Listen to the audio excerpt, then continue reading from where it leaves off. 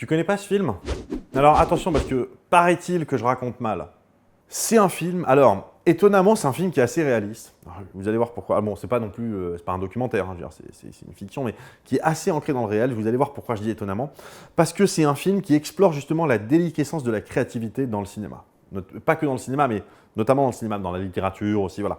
C'est-à-dire que le film se pose la question, mais au travers d'une histoire, c'est-à-dire qu'il y a vraiment une histoire, c'est pas un essai en vidéo, vous voyez, mais le film pose la question de est-ce qu'on n'est pas arrivé à une époque où en fait toutes les histoires se ressemblent et on le voit maintenant, on vit continuellement de sequels, de franchises, de reboots, de prequels, de remakes et tout ça. Est-ce qu'on n'est pas arrivé à un stade où finalement on ne crée plus que du vide en gros? Et donc, on va avoir ce personnage qui essaye d'étudier justement comment est-ce qu'on peut continuer de créer au milieu de tout ce vide.